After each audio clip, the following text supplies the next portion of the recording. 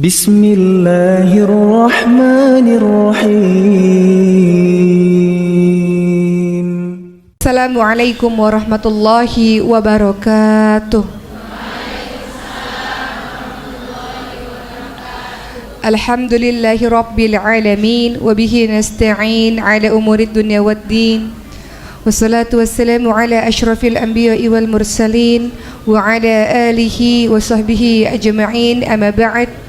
Rabbi syrah li sadri wa yassir li amri wahlul 'uqdatam min lisani yafqahu qawli. Ya Allah, lapangkanlah dadaku, mudahkanlah urusanku, lepaskan kekakuan dari lidahku supaya mereka mengerti perkataanku. Apa kabar teman-teman sekalian? Yang saya hormati para tokoh-tokoh masyarakat, tokoh agama, pengurus masjid, bapak dan ibu yang tidak bisa saya sebutkan satu persatu. Alhamdulillah sampai juga saya di Kediri dan saya tidak menyangka saya ada di ini kampung Inggris ya. Ya Allah, ini tuh kampung Inggris. Dari zaman dulu aku pengen belajar di kampung Inggris, mau belajar bahasa Arab, belajar bahasa Inggris. Kapan ya bisa sampai ke sana, kok kayaknya jauh. Tiba-tiba nggak nyadar. Sekarang barusan saya nyadar ternyata saya lagi di kampung Inggris, Masya Allah. Jadi terkadang, ini curhat dikit boleh ya? Jadi terkadang dalam safari dakwah itu saya nggak tahu tempat yang saya datangi teman-teman sekalian, karena biasanya satu hari itu 3 tempat, jadi pindah sini pindah sana, jadi suka nggak sadar. Jadi saya cukup merasa bersemangat. Setelah ini kayaknya saya mau keliling kampung Inggris ini ya. Saya mau lihat tempat les yang mana ya yang mau saya datengin nanti, karena saya pengen belajar di sini. Dan alhamdulillah dakwah mengantarkan saya sampai di kampung Inggris. Jangan-jangan ini bukan orang Kediri yang ada di sini, jangan-jangan para pelajar juga, betul nggak? Ya, oh iya, coba yang para pelajar yang mana tunjuk tangan. Ini rata-rata belajar di sini, habis itu ketemunya di luar negeri nih, nanti dapat beasiswa ke luar negeri. Masya Allah, luar biasa. Senanglah ya berada di kampung Inggris, di tempat belajarnya berbagai macam orang di seluruh Indonesia ini untuk memperbagus bahasanya. Semangat ya para penuntut ilmu untuk bisa dapat TOEFL yang bagus, IELTS yang bagus, TOEFL yang bagus, saya bisa pergi ke luar negeri dengan beasiswa insya Allah. Baik, ada juga penghuni asli Kediri di sini, coba tunjuk tangan. Masya Allah. Terkhusus untuk penghuni asli di Kediri ini, jangan disia-siakan. Orang dari mana-mana termasuk saya pengen banget belajar di sini. Jadi ketika sudah difasilitasi oleh Allah tempat belajar yang mudah untuk mempelajari bahasa Arab, Inggris, atau ada pelajaran apa lagi bahasa-bahasa lain di sini, silakan dimanfaatkan dengan sebaik-baiknya. Maka hari ini kita akan membahas mengenai sabar dalam kehidupan, dalam setiap takdir yang Allah berikan kepada kita. Saya mau tanya kepada mbak-mbak, kepada ibu semua yang kelihatannya wajahnya cerah ceria, tapi saya yakin semuanya banyak masalah. Kelihatannya aja hari ini datang dengan wajah cerah ceria, padahal di dalam hatinya, di dalam kehidupannya masalahnya banyak. Apa masalahnya? Kurang sabar menghadapi ujian Allah. Baik teman-teman sekalian, yakin bahwa setiap kita di dalam kehidupan ini Allah senantiasa menguji kita. Yakin teman-teman sekalian? Ada nggak orang yang nggak pernah diuji dalam kehidupannya? Pernah nggak kita bilang enak sekali dia hidupnya, enak, bahagia, kok dia nggak pernah diuji sih oleh Allah Subhanahu Wa Taala? Ketahuilah bahwa ujian dari Allah Subhanahu Wa Taala bentuknya bisa berupa kesedihan, bisa berupa kebahagiaan, bisa berupa sakit, bisa berupa sehat, sehat juga ujian, bisa berupa miskin, bisa berupa kaya, kaya juga ujian. Di dalam surah Al-Anbiya ayat 35 dijelaskan, A'udzu billahi minasyaitonir rajim, kullu nafsin dha'iqatul maut wa nabluukum bisyarri wal khairi fitnah wa ilaina turja'un. Allah, setiap yang bernyawa akan mati dan Allah akan menguji dengan kebaikan, dengan keburukan. Allah menguji dengan kesenangan, dengan kesedihan, dan kepada Allah lah kita semua kembali. Jadi ujian kesedihan ada, ujian kebahagiaan juga ada. Jadi jangan dikira enak ya dia, kaya raya, sehat, hidupnya bahagia, itu juga sedang diuji. Teman-teman, saya mau tanya nih, teman-teman mau diuji dengan kekayaan apa dengan kemiskinan? Hah? Kan ujian tuh ada ujian yang sedih, ada ujian yang bahagia, ada ujian kaya, ada ujian miskin. Kalau disuruh pilih, ibu-ibu dan teman-teman sekalian mau diuji dengan kekayaan atau dengan kemiskinan? Hah? Diuji dengan kemiskinan? Oh enggak, diuji dengan kekayaan. Jadi pengennya kaya aja, diuji dengan kekayaan. Oke, kalau saya kasih informasi seperti ini. Nanti orang-orang kaya dihisapnya paling lama. karena kan hartanya banyak nih, dihisapnya paling lama, sehingga orang kaya itu masuk surga terakhir. Dan di neraka atau di surga paling banyak orang-orang miskin. Di surga itu paling banyak orang-orang miskin. Maka saya kembali bertanya kepada teman-teman sekalian, mau diuji dengan miskin atau diuji dengan kaya? Masih pengen diuji dengan kekayaan, padahal udah dikasih tahu orang kaya dihisapnya lama dan paling banyak di surga adalah orang-orang yang miskin. Oke lah, itu kita kembali lagi kepada tema kita pada hari ini. Begitulah teman-teman sekalian, jadi kita diuji dengan sedih, kita diuji dengan bahagia, kita diuji dengan air mata, kita diuji dengan tawa, semuanya adalah ujian. Perhatikan surah Al-Baqarah ayat 155, dengan cara apa saja Allah menguji kita dalam hal-hal yang sedih. A'udzu billahi minasyaitonir rajim.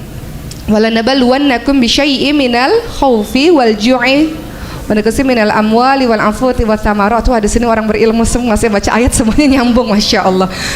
Apalagi kayak kelanjutan ayatnya, wa basyirus sabirin alladzina idza asabathum musibatun qalu inna lillahi wa inna ilaihi raji'un. Ini sebenarnya penonton saya ini siapa sih sesungguhnya? Pinter-pinter luar biasa, hebat-hebat. Oh, Pondok Tafid. Para penghafal Quran di sini, Masya Allah, ahlul Quran, ahlullah. Siapa di sini yang berasal dari Pondok Tafid? Tunjuk tangan. Masya Allah, Masya Allah. Begitulah teman-teman sekalian. Ini pun hati-hati, penghafal Quran juga diuji oleh Allah Subhanahu Wa Taala. Nanti kita bahas tentang penghafal Quran yang diuji oleh Allah dengan berbagai macam ujian. Jadi Allah akan senantiasa menguji kita dengan minal khauf, dengan takut.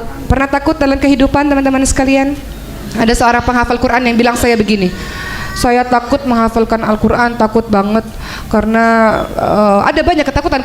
Tak apa yang dia sebutkan, takut sekali katanya kalau menghafal Quran terdiganggu sama yang begitu-begitu katanya gitu ya. Adalah hal-hal yang dia takutkan.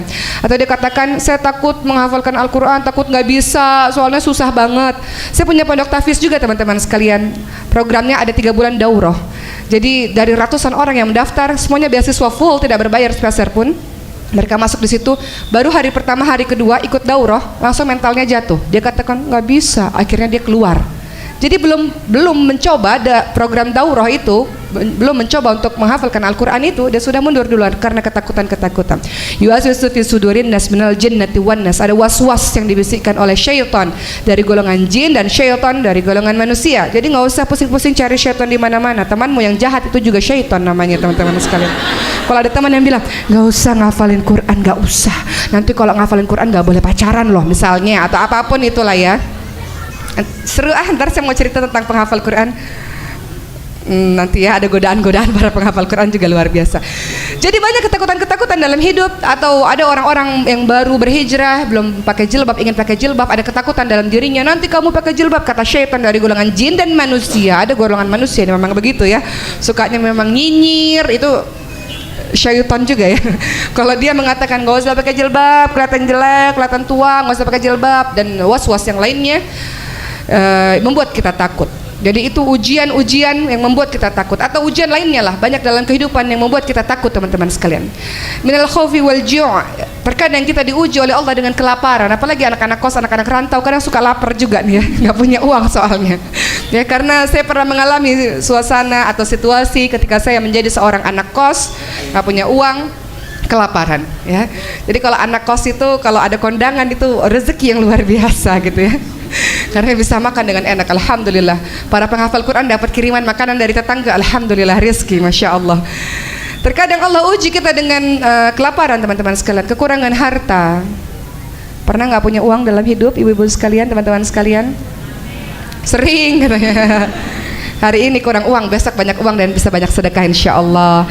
Kekurangan harta, kekurangan jiwa. Ada orang-orang yang kita cintai dipanggil oleh Allah terlebih dahulu yang membuat kita sedih. Bahkan banyak di pondok tahfiz saya, alasan kenapa mereka menghafalkan Al-Quran, salah satunya adalah ibunya sudah meninggal dunia, banyak anak-anak yatim kan, atau ayahnya meninggal dunia dan ingin memberikan mahkota kemuliaan untuk orang tuanya. Jadi diuji oleh Allah dengan kematian, kekurangan jiwa, dan ia ingin jadi penghafal Quran supaya bisa menolong orang tuanya di hari akhir dan bisa bersama dengan orang tuanya, juga memberikan jubah dan mahkota kemuliaan untuk orang tuanya.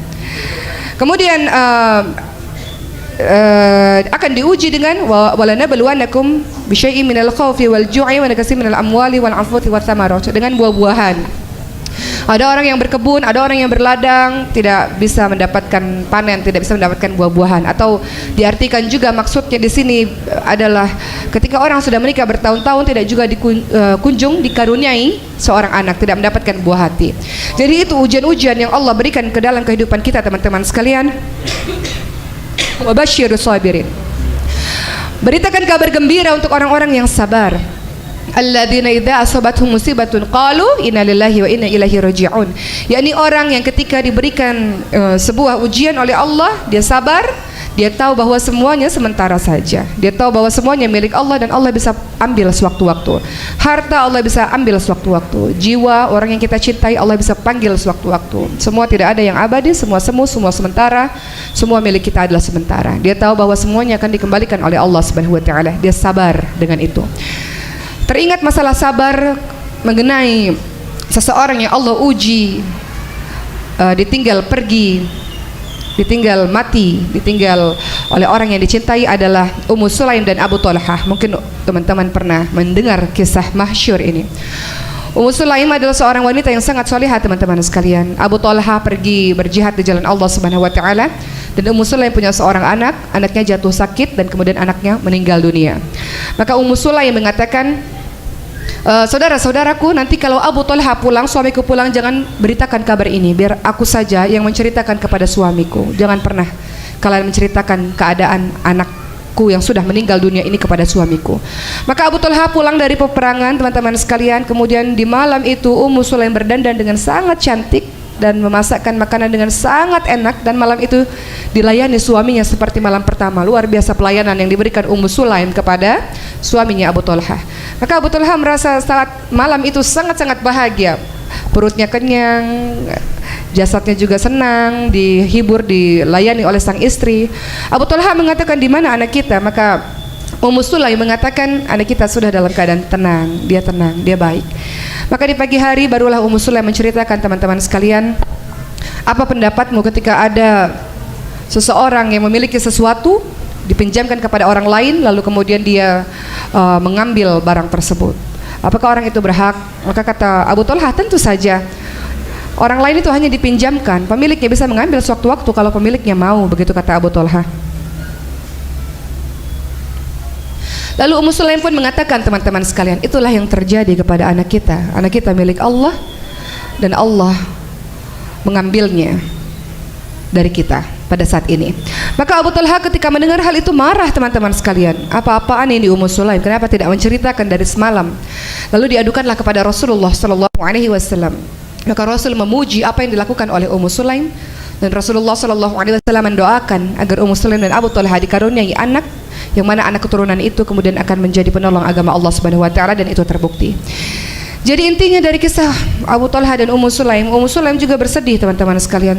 Kesedihan seorang ibu adalah kalau terjadi apa-apa dengan anaknya. Wahai para ibu, betulkah apa yang saya katakan? Kalau terjadi apa-apa dengan anakmu, itu kesedihan terbesar bagi dirimu. Apalagi anaknya meninggal dunia, itu kesedihan terbesar bagi seorang ibu. Jadi Ummu Sulaim pun sedang bersedih. Ummu Sulaim pun terluka hatinya, hampa hatinya, anak yang dicintainya meninggal dunia. Tapi lihat bagaimana kesabaran Ummu Sulaim menenangkan dirinya dan berusaha menenangkan hati suaminya. Begitulah teman-teman sekalian. Atau kalau kita lihat bagaimana kisah Nabi Muhammad SAW. Nabi Muhammad punya anak berapa orang, teman-teman sekalian? Ada berapa anak-anak Nabi? 7. Ada lagunya itu. Anak-anak Nabi ada 7 orang.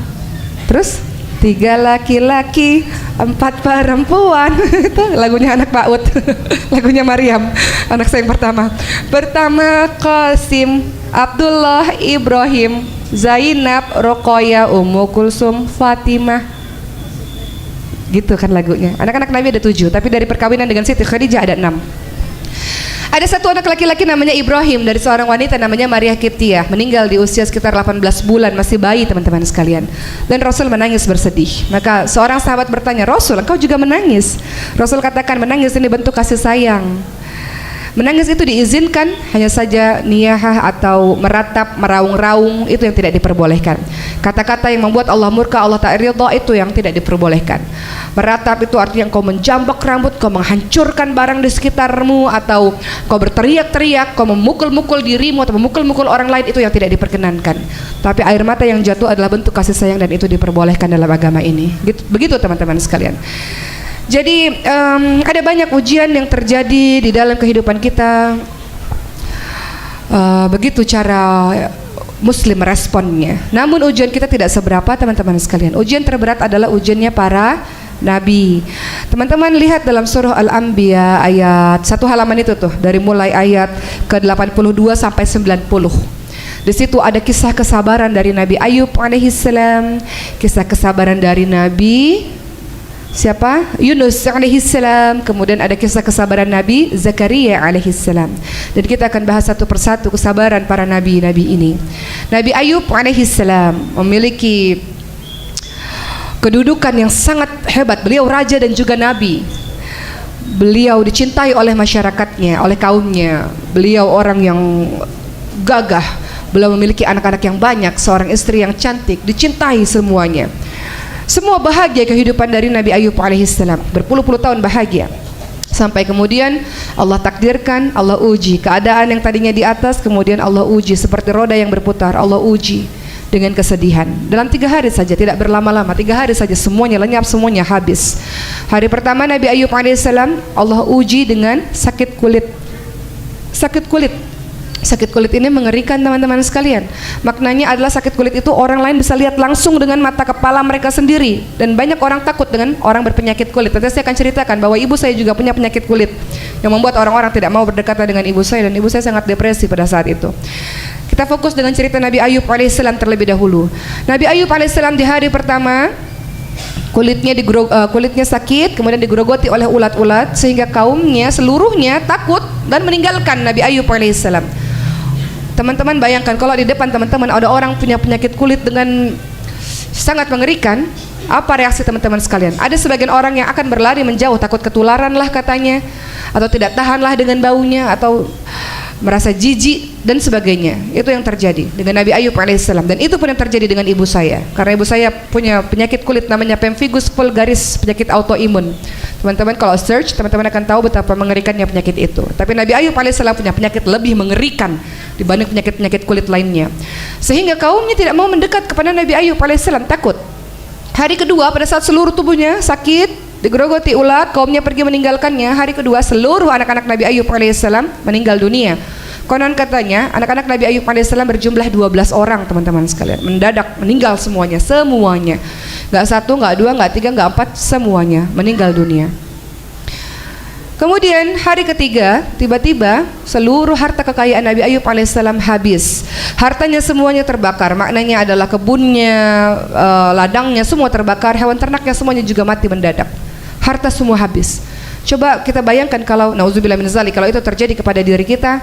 Sudahlah badan sakit, tetangga-tetangga meninggalkan, anak-anak naudzubillah min dzalik, anak-anak meninggal dunia, kemudian harta habis. Itu seolah-olah udah nggak tahu lagi mau kayak gimana. Kita terkadang dikasih satu ujian aja udah nggak tahu. Ya Allah, berat sekali ujian ini ya Allah. Kalau kita berkaca kepada Nabi Ayub alaihissalam, sudah jatuh tertimpa tangga pula, itu kan pepatahnya kita. Bertubi-tubi apa yang diderita oleh Nabi Ayub alaihissalam, bukan dalam jangka waktu yang dari satu ujian kemudian berapa bulan kemudian, enggak, dalam waktu yang 3 hari saja semuanya berbalik keadaannya. Itu ujian Nabi Ayub alaihissalam. Apakah Nabi Ayub alaihissalam menggugat Allah, marah kepada Allah, mengatakan kenapa harus saya ya Allah padahal saya orang yang solih? Kenapa harus saya ya Allah padahal saya beribadah kepadamu? Apa dosa saya ya Allah? Apakah Nabi Ayub alaihissalam mengatakan hal demikian? Tidak. Nabi Ayub alaihissalam dalam surah Al-Anbiya ayat 83, coba lihat di situ, mengatakan anni masaniyadh durru wa anta arhamur rahimin. Saya sakit ya Allah, namun Engkau yang Maha Penyayang dari semua penyayang. Bisa nggak kita bilang gitu, Bu? Bisa nggak ya saya bilang begitu? Ketika diuji oleh Allah, aku tahu ya Allah Engkau yang Maha Penyayang dari semua penyayang ya Allah. Bisa nggak tuh kita bilang begitu? Ini kayaknya tuh kalau kita baca kayaknya mudah aja gitu ya. Pelaksanaannya tuh nggak, ya insya Allah dengan bantuan Allah ya insya Allah. Berhusnuzon, Nabi Ayub alaihissalam berhusnuzon kepada Allah subhanahu wa ta'ala. Engkau kasih saya sakit ya Allah karena Engkau sayang sama saya. Engkau kasih anak-anak Nabi Ayub alaihissalam meninggal dunia semuanya ya Allah karena Engkau sayang kepada saya, kata Nabi Ayub. Engkau kasih seluruh hartaku habis tak bersisa, habis karena Engkau sayang kepada saya. Begitu kata Nabi Ayub alaihissalam. Dengan kesabaran dari Nabi Ayub alaihissalam, tetap berhusnuzon kepada Allah, tetap menganggap Allah adalah yang maha penyayang dari semua penyayang, yang paling penyayang di muka bumi ini, langit, bumi dan segalanya adalah Allah Subhanahu wa taala. Tetap beribadah kepada Allah, tetap menjaga kedekatan kepada Allah. Maka apa yang Allah berikan kepada Nabi Ayub alaihissalam? Kemarin diuji dengan kebahagiaan, lulus Nabi Ayub. Diuji dengan kesakitan, dengan kesedihan, lulus juga. Maka teman-teman perhatikan surah Al-Anbiya ayat 84, kelanjutan dari ayat tersebut. Penghafal Quran ini berulang-ulang kali pasti baca juga surah ini. Allah berfirman yang artinya, maka kami kabulkan doanya, lalu kami lenyapkan penyakit yang ada padanya, dan kami kembalikan keluarga kepadanya, dan kami lipat gandakan jumlah mereka. Maknanya adalah istri Nabi Ayub alaihissalam setiap tahun hamil kembar. Ya, kemarin anaknya 12, sekarang hamil kembar. Berapa jadinya? Ya, di sini di Al-Quran disebutkan kami lipatkan jumlah anak-anaknya, kami lipat gandakan jumlah mereka. Dan sebagai suatu rahmat dari kami dan untuk menjadi peringatan bagi semua yang menyembah kami, Allah kabulkan doa dari Nabi Ayub alaihissalam. Maka dalam sekejap mata saja Nabi Ayub alaihissalam tiba-tiba sembuh. Ketika sembuh, maka seluruh kaumnya yang tadinya meninggalkannya mendengar Nabi Ayub alaihissalam sembuh, maka berbondong-bondong pulang kembali ke kampung halaman mereka dan membawa hadiah yang banyak untuk Nabi Ayub alaihissalam. Dalam sekejap mata saja seluruh harta kekayaan Nabi Ayub alaihissalam kembali ada lagi, dan istrinya hamil kembar setiap tahunnya. Allah ganti semuanya teman-teman sekalian. Karena apa? Karena kesabaran. Kenapa Allah kasih ujian begini? Liyabluwakum ayyukum ahsanu amala. Karena Allah ingin melihat siapa yang paling baik amalannya. Ketika engkau diuji dengan kebahagiaan, apakah engkau baik amalanmu? Ketika engkau diuji dengan kesedihan, apakah engkau masih tetap berpegang teguh kepada agama Allah Subhanahu wa taala? Itu ujian yang diberikan kepada Nabi Ayub alaihissalam. Kemudian kita lihat berikutnya, itu tentang kesabaran Nabi Ayub.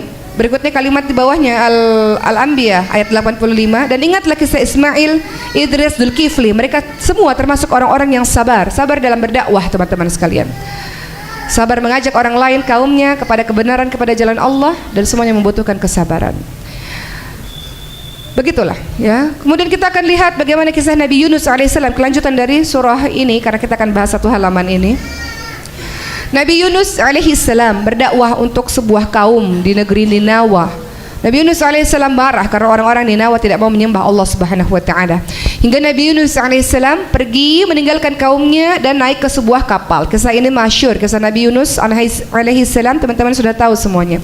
Ketika berada di sebuah kapal, kapalnya goyang karena terlalu berat kapal tersebut, sehingga harus ada barang yang dibuang dan juga orang yang dibuang agar kapal tersebut tidak goyang karena hujan badai, ombak tinggi, kapal bergoyang.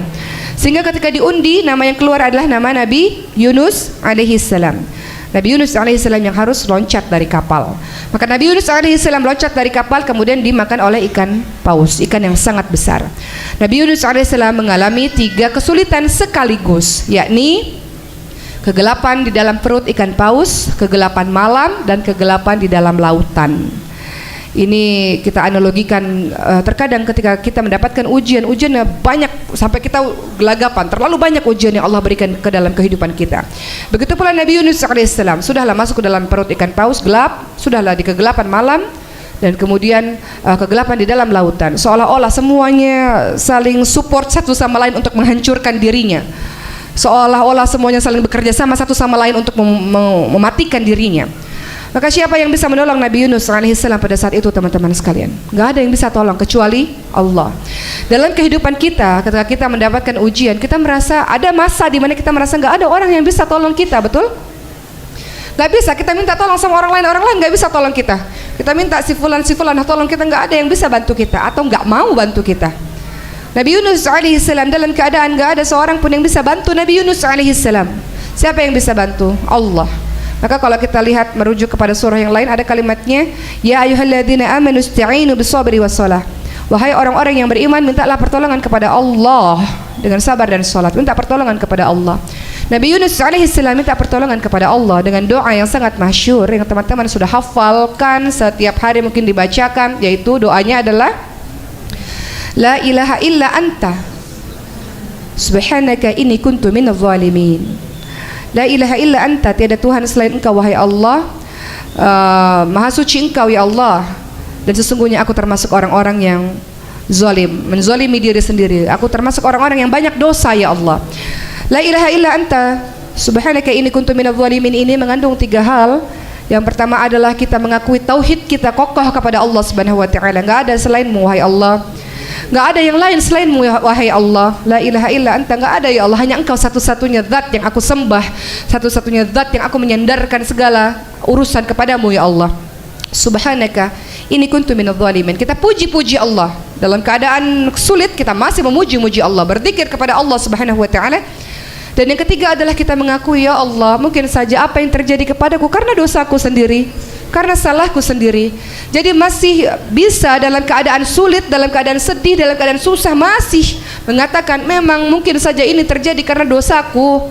Memang aku ini pendosa ya Allah, aku ini banyak salah ya Allah, aku ini banyak khilaf ya Allah, aku dulu pernah melakukan hal-hal yang buruk ya Allah.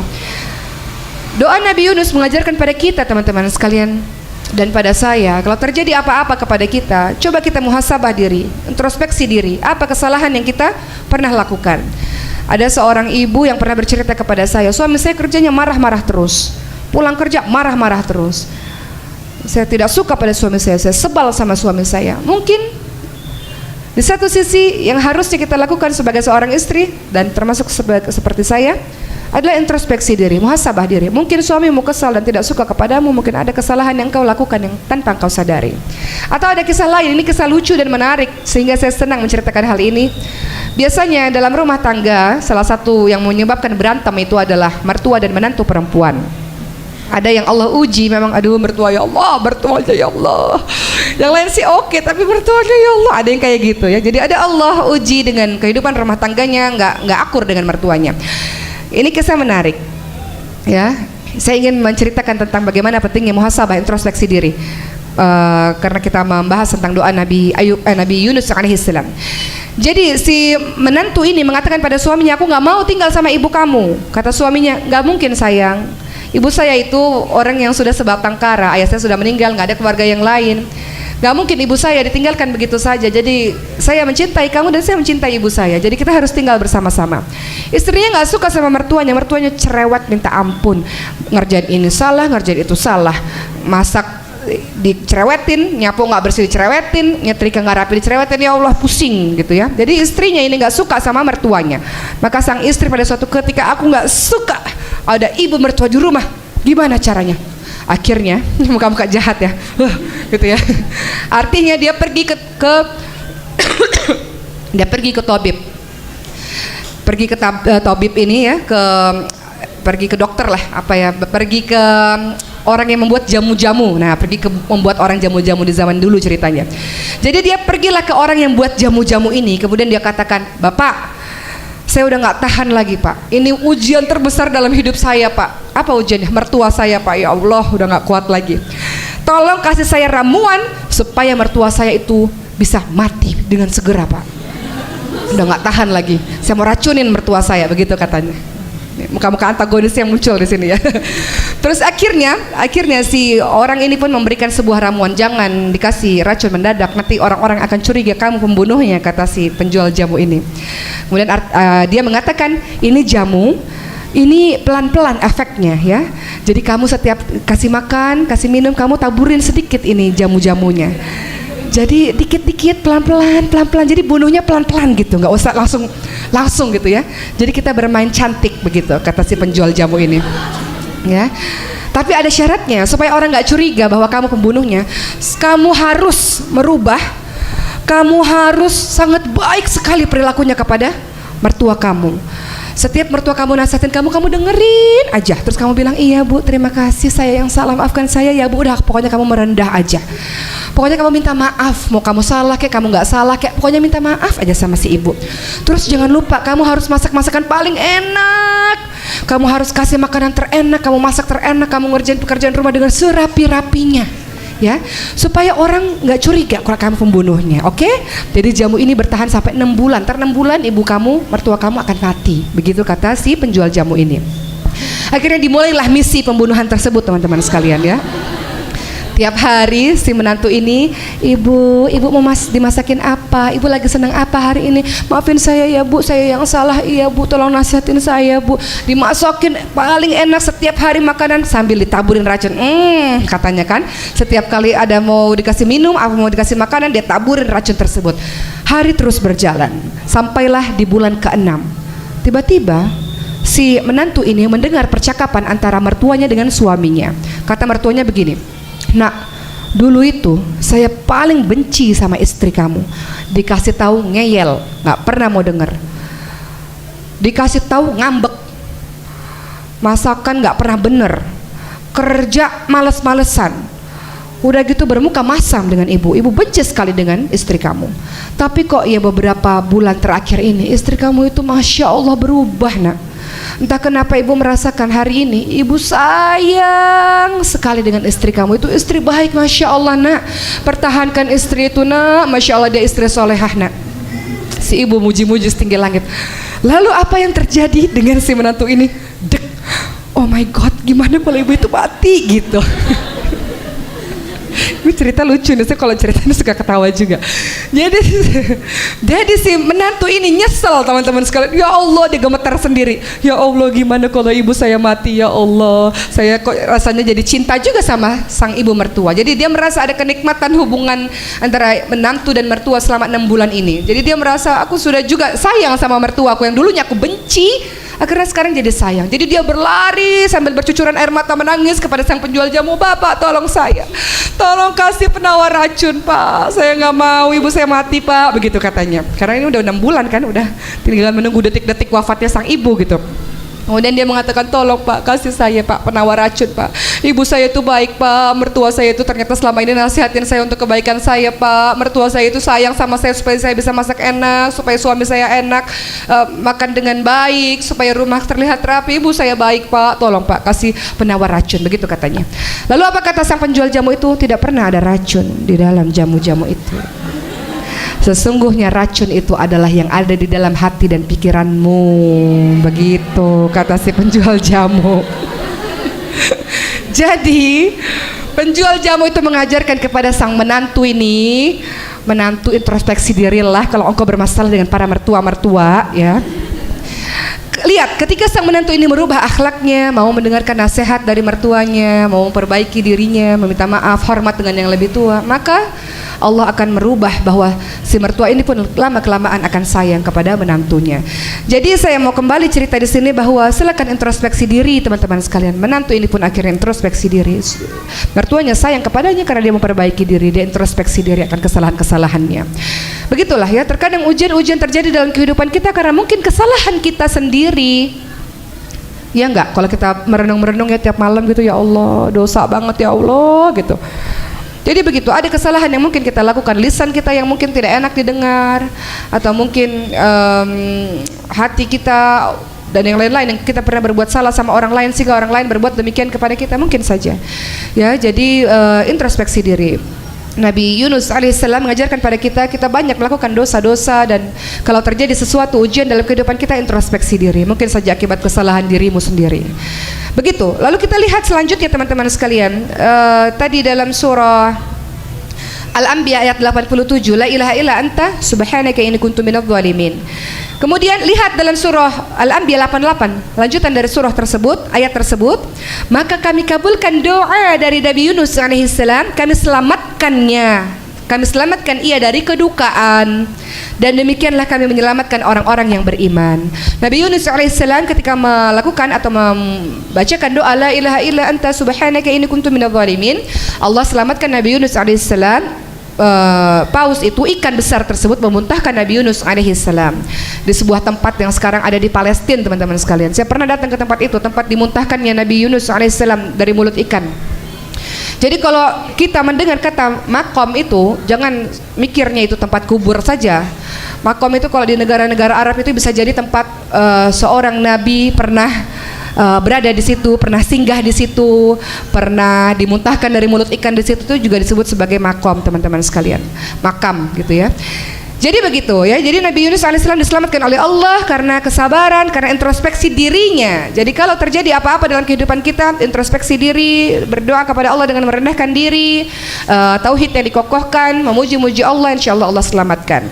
Lalu berikutnya kisah Nabi Zakaria alaihissalam. Apa ujian yang Allah berikan kepada Nabi Zakaria alaihissalam, teman-teman sekalian? Ujian tidak dikaruniai anak. Tidak dikaruniai anak. Nabi Zakaria alaihissalam adalah seorang nabi yang sudah tua, istrinya pun mandul. Namun lihat surah Maryam ayat 4 kalau saya tak salah. Surah Maryam itu adalah surah ke-19. Coba teman-teman lihat bagaimana adab dari Nabi Zakaria alaihissalam ketika berdoa kepada Allah Subhanahu wa taala. Beliau mengatakan dalam surah Maryam ayat 4 yang artinya, "Ya Tuhanku, sungguh tulangku telah lemah dan kepalaku telah dipenuhi uban dan aku belum pernah kecewa dalam berdoa kepadamu ya Tuhanku." Nabi Zakaria alaihissalam mengajarkan doa yang tidak putus asa. Apa kata Nabi Zakaria alaihissalam? Aku ini udah tua, ya Allah, tulang-tulangku sudah lemah, uban di mana-mana, tapi aku tidak pernah kecewa berdoa dengan Engkau wahai Allah. Kita baru berdoa berapa bulan saja, ya Allah kenapa nggak dikabulin ya Allah, lama banget nggak dikabulin ya Allah.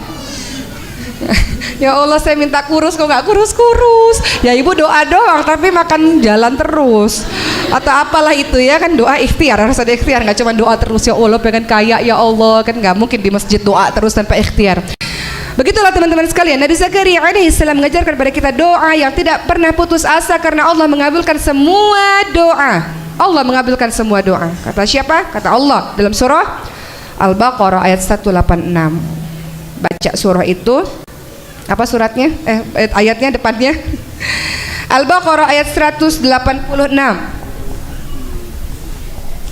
Kalimatnya adalah wa idza sa'alaka 'ibadi 'anni fa inni qarib ujibu da'watad da'i idza da'an falyastajibu li wal yu'minu bi la'allahum yarshudun. Artinya adalah, dan apabila hamba-hambaku bertanya kepada aku Muhammad tentang aku, maka sesungguhnya aku dekat dan aku kabulkan permohonan orang yang berdoa apabila dia berdoa kepadaku.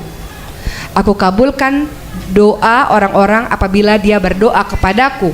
Kata Allah, hendaklah mereka itu memenuhi perintahku dan beriman kepadaku agar mereka memperoleh kebenaran. Allah mengabulkan semua doa dengan 3 cara.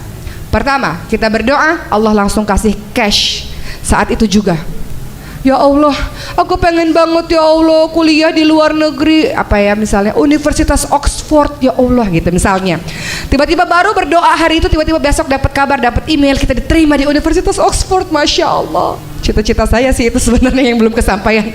Ya, misalnya begitu.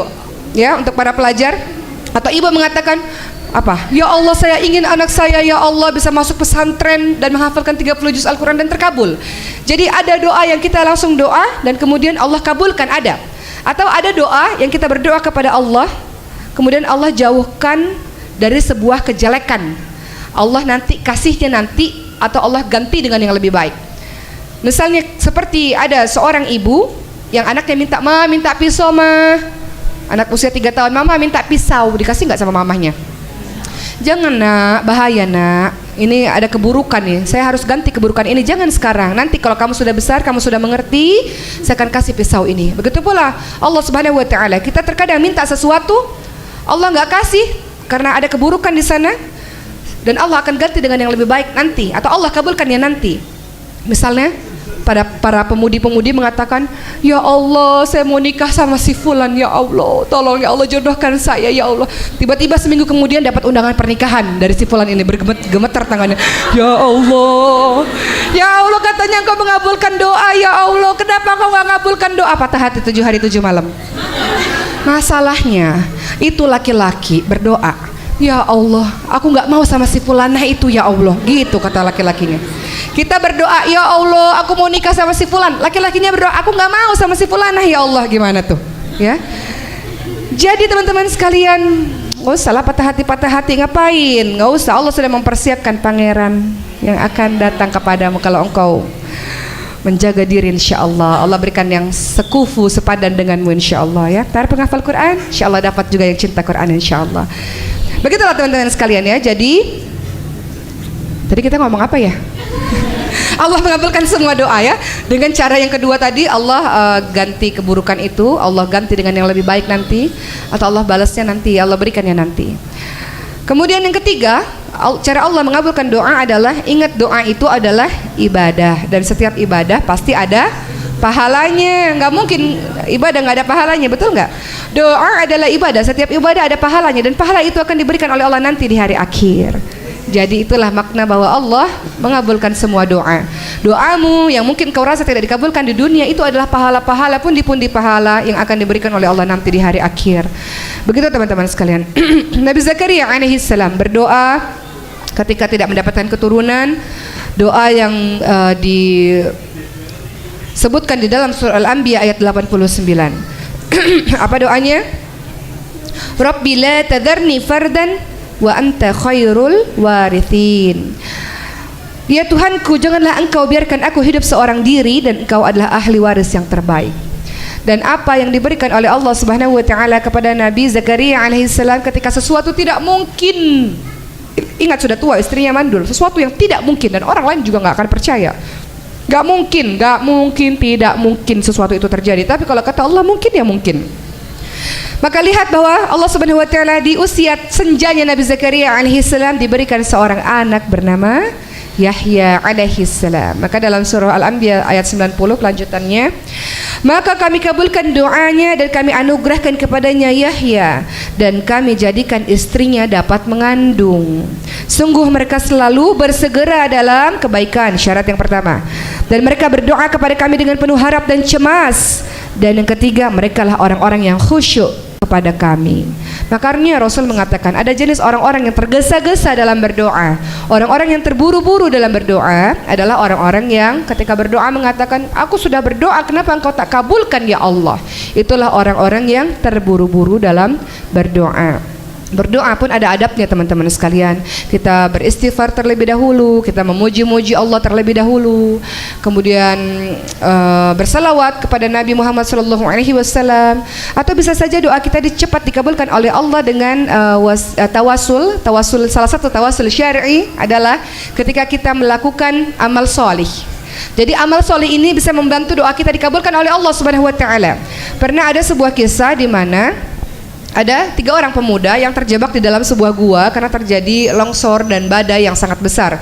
Lalu pintu gua tertutup dengan batu yang sangat besar. Tidak ada yang bisa menolong mereka. Kalau mereka mati di situ, maka tidak ada yang tahu bahwa mereka ada di situ. Mereka menjadi mayat yang membusuk di situ. Siapa yang bisa tolong mereka? Allah. Bagaimana cara mereka agar Allah mengabulkan doa mereka? Dengan tawasul amal solih yang pernah mereka lakukan selama di muka bumi. Orang pertama mengatakan, ya Allah, aku berbakti kepada kedua orang tuaku, ya Allah. Kalau engkau lihat itu adalah amal solih, geser batu ini. Allah geser batu itu. Orang kedua mengatakan, ya Allah, aku pernah suka pada orang mau zina, ya Allah, tapi aku tinggalkan wanita itu karena aku takut padamu, ya Allah. Allah lihat itu sebuah amal solih. Allah tolong dia di saat kesulitan dia. Allah geser sedikit batu itu. Orang ketiga mengatakan, wahai Allah, saya pernah punya pegawai saya tidak mengambil gajinya saya belikan hewan ternak yang banyak, hewan ternak berkembang biak dengan sangat banyak.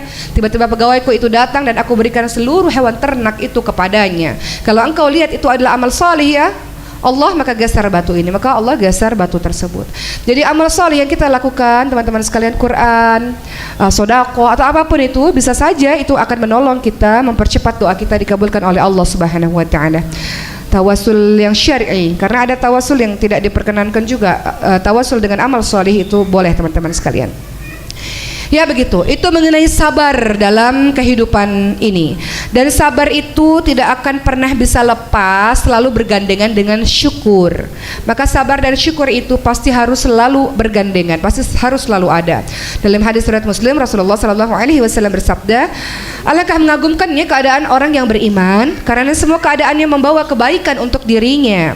Dan jika ada pada diri seorang mukmin, dan ketika ia mendapatkan kesenangan ia bersyukur, ketika ia mendapatkan kesedihan dia bersabar, maka itu adalah kebaikan baginya.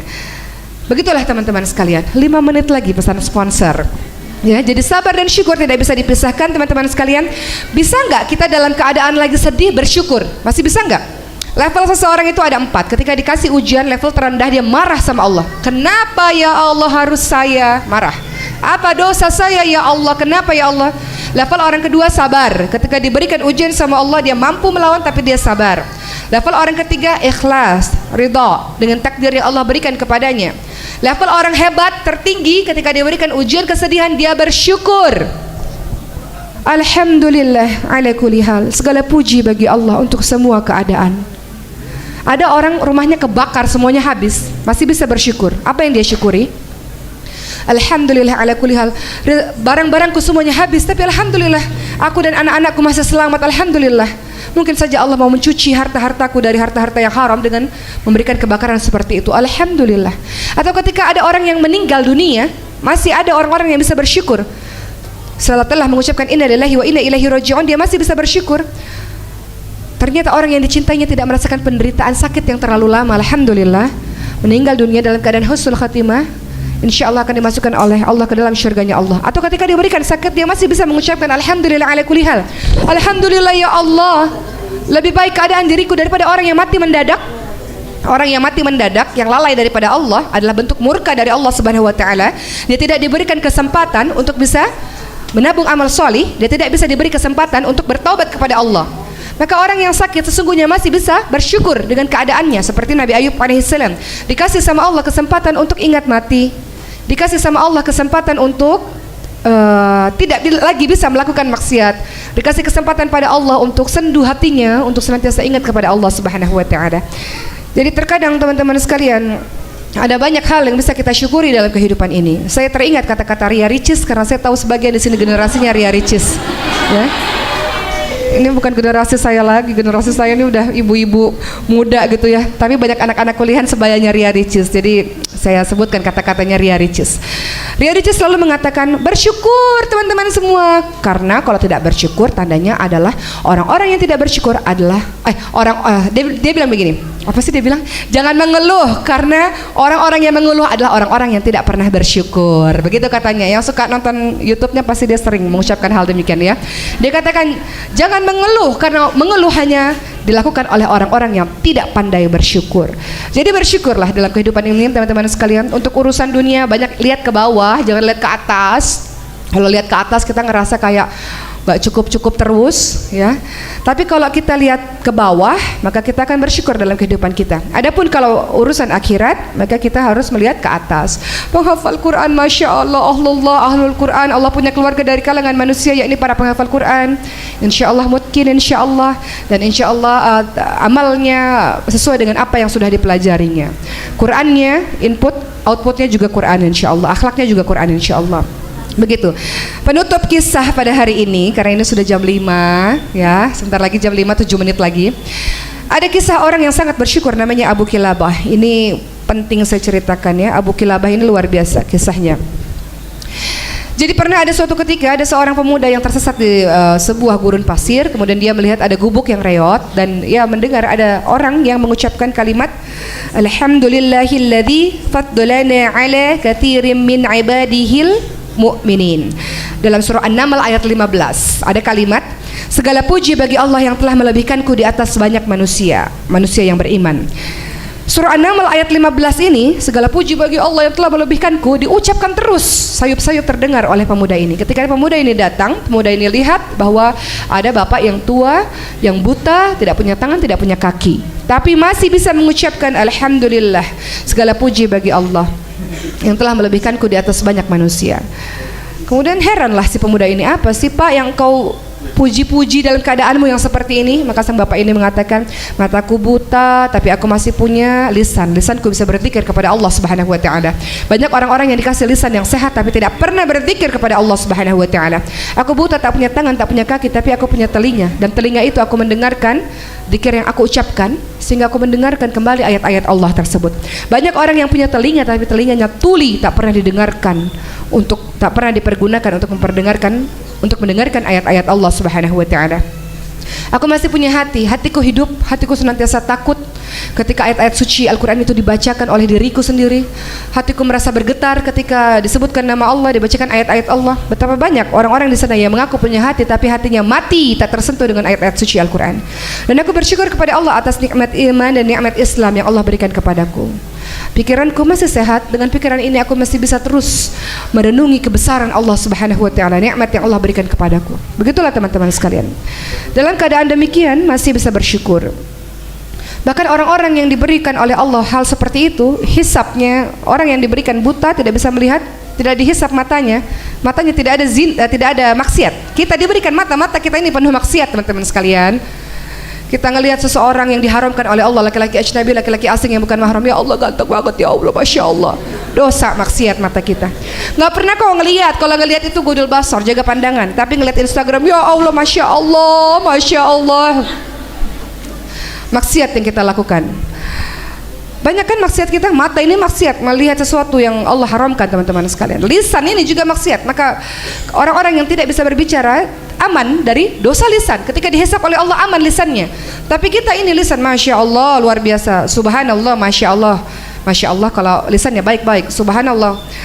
Astagfirullah kalau lisannya melakukan hal-hal yang buruk. Dosa lisan luar biasa. Ada bohong, dusta, fitnah, ghibah, namimah, apalagi itu kata-kata kasar dan sebagainya. Ada banyak dosa lisan. Makanya Rasul katakan ada banyak orang yang masuk neraka karena tidak menjaga dua lubang, lubang kemaluan dan lubang lisan. Lubang mulut ini banyak dosanya teman-teman sekalian. Ya, jadi begitulah. Jadi saya mengajak teman-teman sekalian untuk apapun, termasuk diri saya, karena episode kehidupan terus silih berganti. Apapun itu, kita melihat kehidupan orang lain bahagia belum tentu teman-teman sekalian.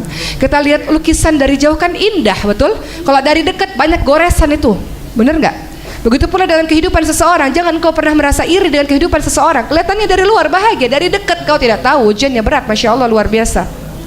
Ya, ujian masing-masing orang pasti ada. Setiap orang setelah selesai satu ujian akan datang ujian berikutnya. Memang begitulah. Sampai kapan? Sampai engkau mati nanti. Setiap kehidupan adalah tempatnya ujian. Nanti engkau mati tergantung. Kalau masuk nerakanya Allah, nauzubillah min zalik, ya ujian lagi. Tapi tempat istirahat bagi seorang mukmin adalah nanti di syurganya Allah Subhanahu wa taala. Dan sepanjang kau hidup, ujian akan terus silih berganti. Para pelajar, para penghafal Quran akan diuji dengan ada rasa nggak senang sama temennya. Nah, hati-hati nih, kalau hati udah kotor susah tuh nempel ayat-ayat suci Al-Quran. Apalagi kalau ada penghafal Quran yang sudah mulai senang sama laki-laki ajnabi, laki-laki asing, menjalin komunikasi, sudah mulai terkena virus cinta di dalam dirinya, maka susah lagi ngafalin Al-Quran. Al-Quran suci, maka hanya bisa disentuh oleh orang-orang yang hatinya suci, yang hatinya bersih teman-teman sekalian. Maka itu kenapa Ahlul Quran disebut Ahlullah, keluarganya Allah, karena suci, bersih, terjaga. Sehingga penghafal Quran memiliki akhlak yang tidak sama dengan orang-orang di luar sana teman-teman sekalian.